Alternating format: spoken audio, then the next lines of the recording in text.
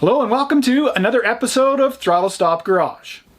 In today's episode, we're going to look at how we've optimized our suspension. So if you're interested, stay tuned.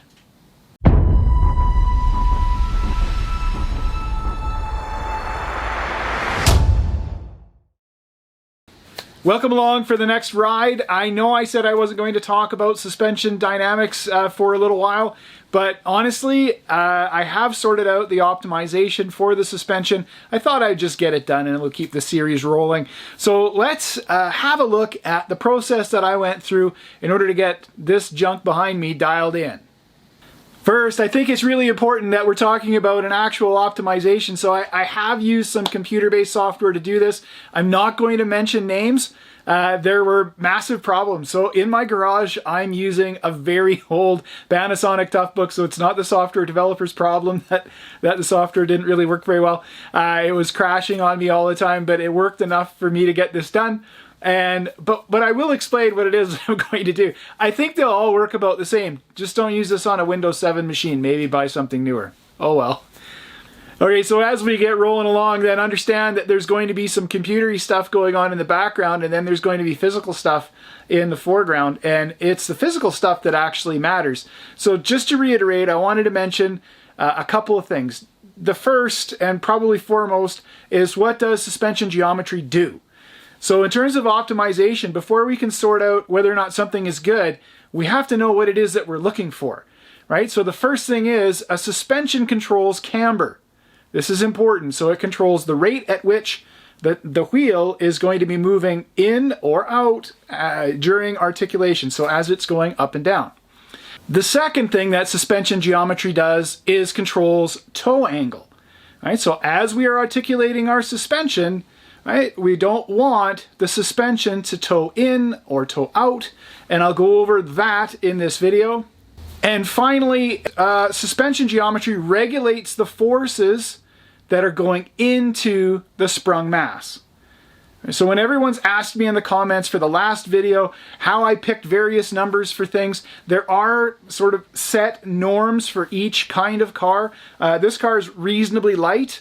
Again, we're working on a 1966 Volvo Canadian, also known as a 122 or an Amazon, depending on your market.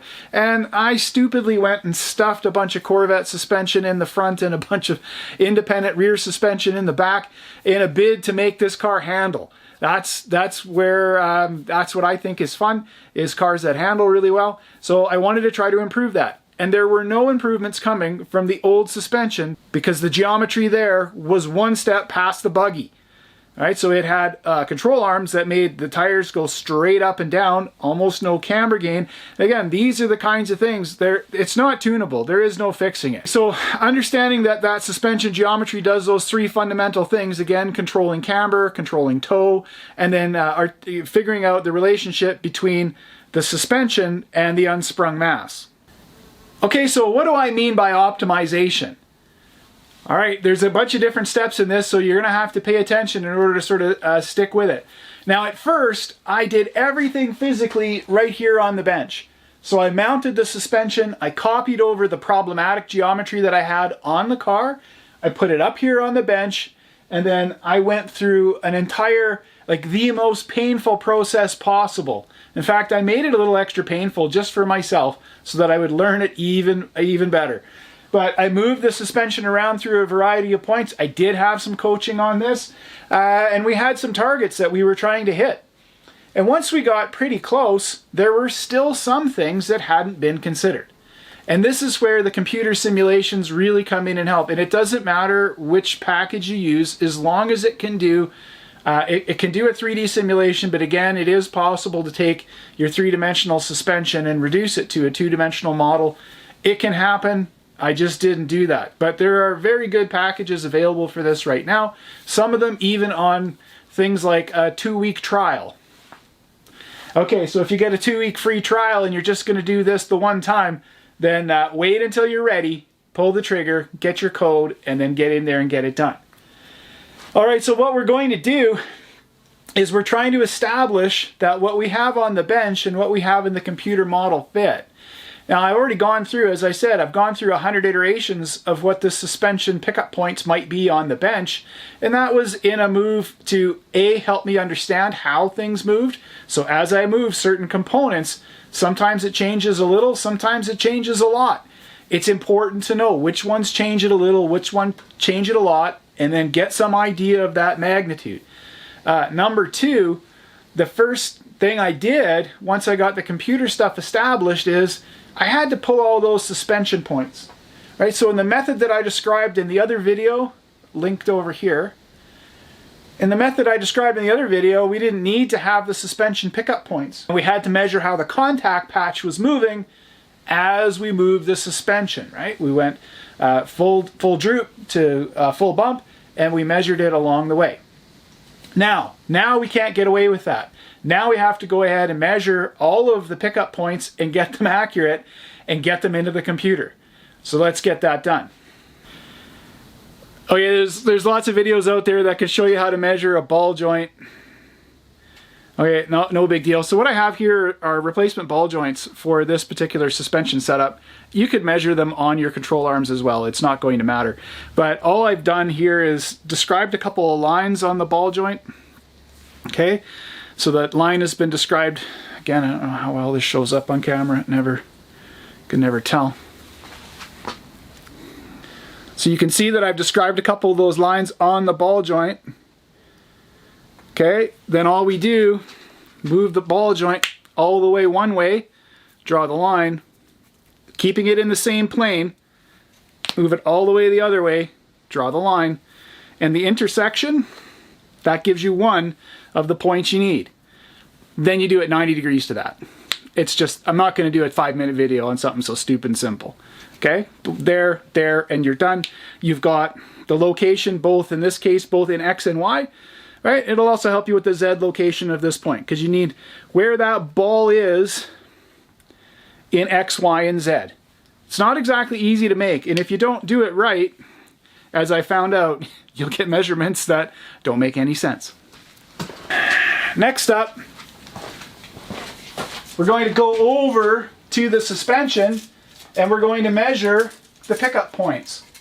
So we need to know the center of the pickup points, we need to know the height, right? So from that center point right in the middle of the bushing, right, we've got to know the Z height, we have to know where it is from the center line of the car, and then where it is, and it depends on which method you use, either from the center of the wheel center line, or some other reference point to the front of the car. And at this point, I'd like to just take 5 seconds and talk about measurement systems. So the suspension that we're working on here comes out of a 1986 C4 Corvette. And all of that suspension was built in metric. So I know a lot of my viewers are in the good old US of A, and some of you think I use metric because I'm Canadian and it's meant to poke fun at the Americans or something. Never would be the case. I wouldn't waste my time on such trollop. It's just not worth it, right? Use whatever you like. But when you're measuring suspension, why would you use a measurement system that had nothing to do with the design of the suspension? So, if I take, for example, and I'm trying to measure this upper control arm, I'd like to know what the center to center is, in this case in the Y dimension. So if I have a look, and I use my regular old imperial tape measure, if I put it from one edge of the bushing holder to the other edge, to the corresponding edge, that would give me the center to center. And it's like 11 and, well, it's not quite an eighth. It's like 11 and maybe 3/30 seconds. Maybe 3/30 seconds. So it's one of these squidgy measurements. It's not quite right. It doesn't feel right. I take out my other tape. Made in America, by the way.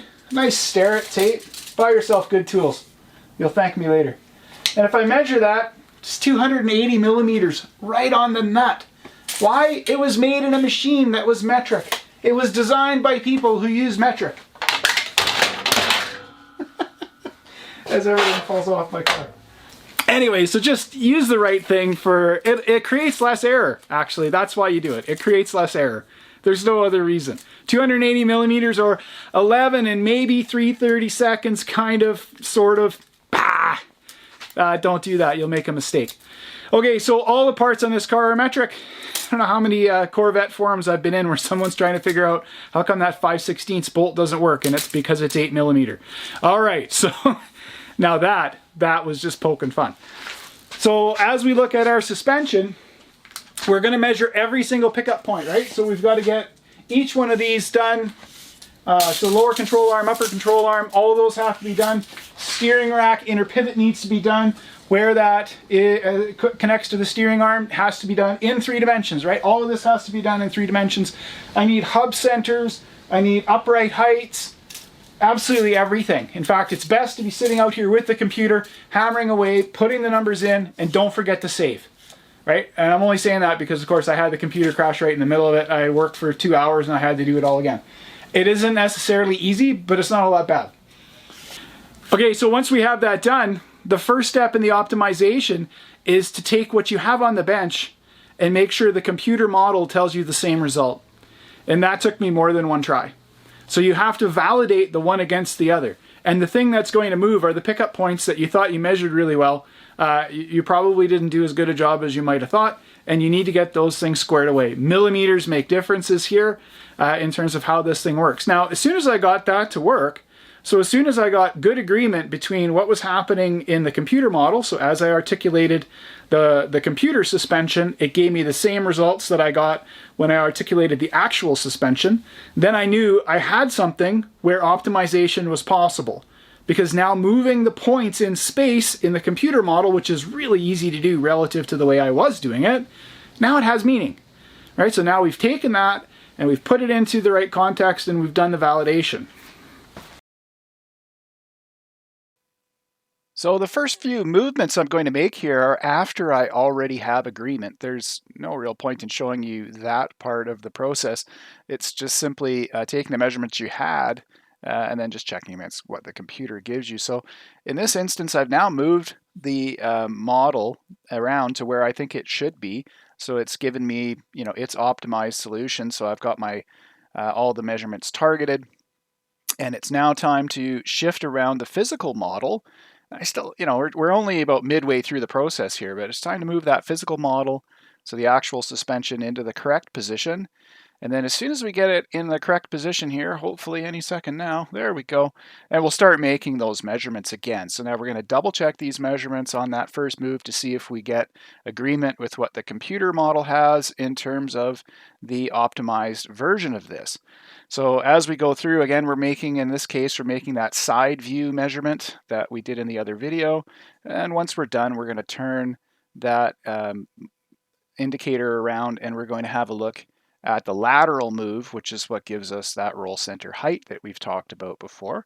So now we're at the top, move it back down to the 3, so the half mark, so that's 3 inches of travel either way. So back to 0, reset, and now we're going to do that lateral move. So this is just tracking how that hub is moving laterally.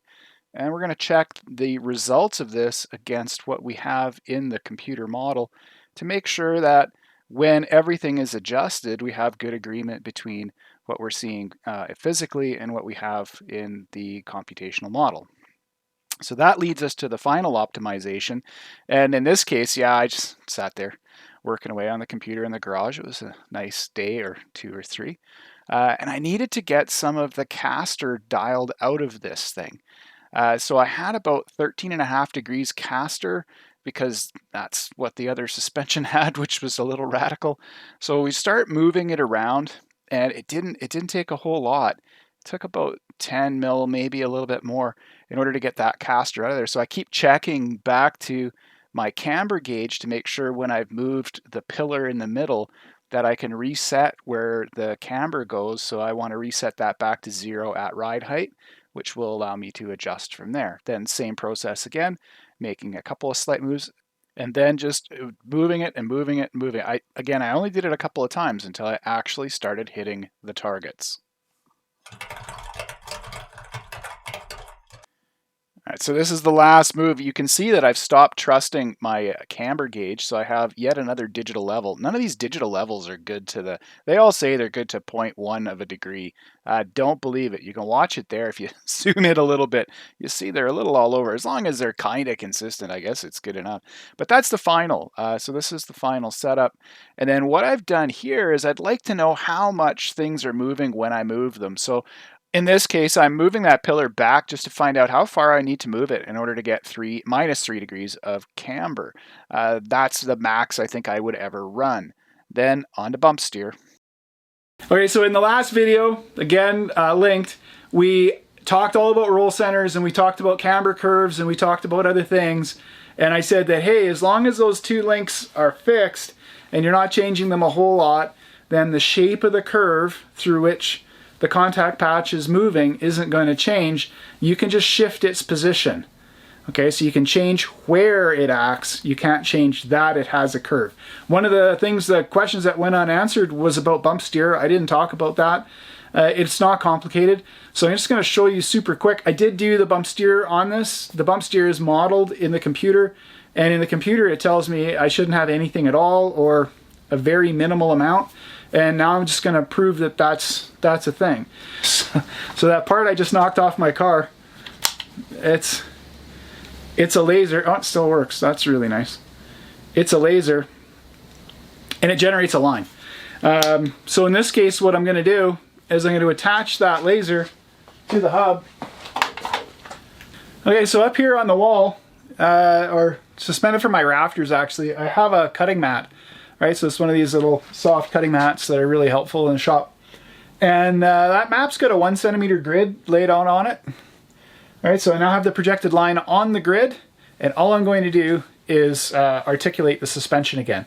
It's nothing but having suspensions go up and down whenever you're doing any of these dynamics. So let's just have a look. You can see the line just over on the right-hand side of the image. Watch what happens to the line as I move the suspension. So the suspension's now moving. You can hear me moving it. Oh, and you just ever so slightly. Okay, so there's... it's over 2 inches worth of up. So bump, and I have about 0.4 of a millimeter. I do the same thing going down, right? Now we're at about the same. Okay, so it moves a very little bit. Your car's sitting on the ground and it's steered straight ahead. As the wheel goes up and down, you can't have the link in the wrong place or be the wrong length, because if you have it at the wrong length, it will steer the car. Bump, steer. I mean, it's no harder than that. So you're just trying to figure out if the length is the correct length for the geometry that you have. No big deal here. I'm sort of hoping you can see this relatively easily now. If we're setting this up, what you would do is draw a line from your upper control arm pivot to your lower control arm pivot, and the pivot for your steering, that pivot has to be along this line. Okay, if it's along this line, that you've got the first step right. Now, if we then take this pivot, right, and we go from the outer pivot on the steering arm to this pivot, should then point at the instant center, which is somewhere way back here. Hello, way back here. Okay, so if it's done that, the instant center, again, is the intersection of these two planes. Right, so those two planes coming back connect at a point, and it is, that instant center describes the whole pivot arm setup as if it was one swing arm. So if this point here out on the steering arm, as well as this pivot are in the correct location, and they're pointing back to and intersecting at the instant center, then no matter where you move the suspension up or down, you've not changed the length here. You know, you've got it set so you will not get any articulation of the wheel as it's going up and down. And that's what we'd like to see. So again, that little bit that I saw over here, so I had about 1 centimeter worth of move I'm a little bit over 2 meters away, and it's not perfectly set as I've been playing with the suspension. But at over 2 meters away, that much movement at wheel, so you're trying to get it at the contact patch, is effectively 0. Okay, so this suspension's not going to be doing weird things for me as I'm trying to turn, or especially if I'm trying to turn and brake and do a bunch of stuff at the same time, or go over a bump, or have some tilts or twists. The final analysis is right here. Good agreement with the computer model. That's exactly what it said it should have. Okay, so where did we end up at the end of all of this? You can see where we started in terms of upper control arm mount location. And then I've got these lines described all the way down.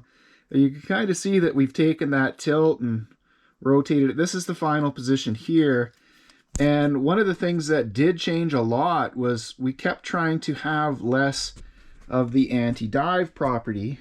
So if we look at that control arm, the original idea was to try to have a little less anti-dive, so to take those 2 pivot points and to turn them this way. But the optimization kept moving it kind of back to where it wants to be. Now you can see at the front, the original machine surface of this should probably be parallel with this, right? So it should probably have an angle a little bit more this way. So it's been dialed out.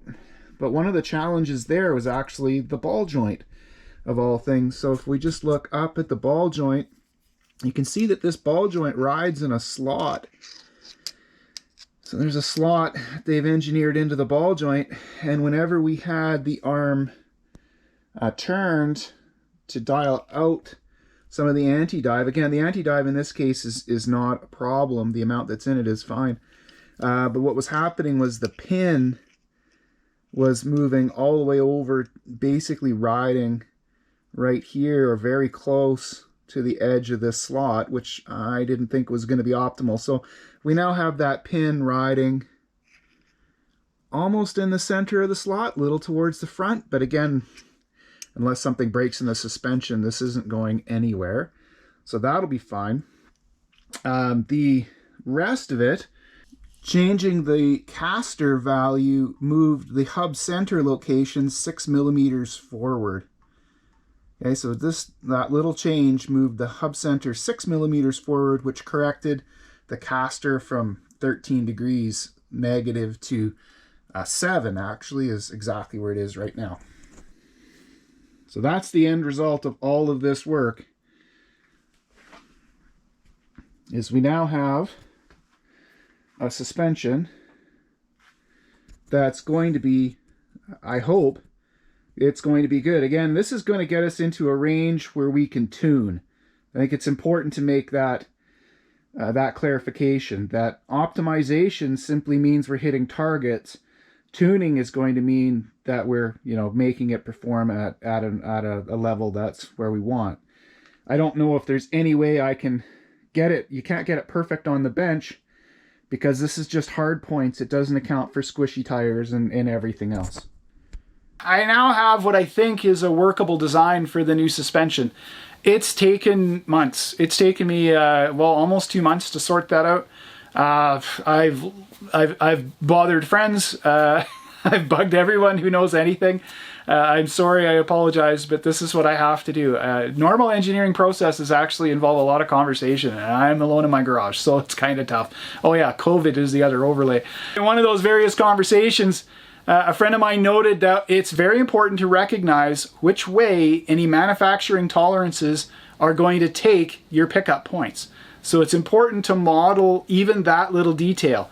So if I'm a fraction of a millimeter off one way or the other, which way makes it go bump in the night? So I know, for example, moving that upper control arm bracket back just a few millimeters will change my caster value a lot. So I have to be quite careful with that, where moving things in and out will control my camber, but that's always a settable parameter.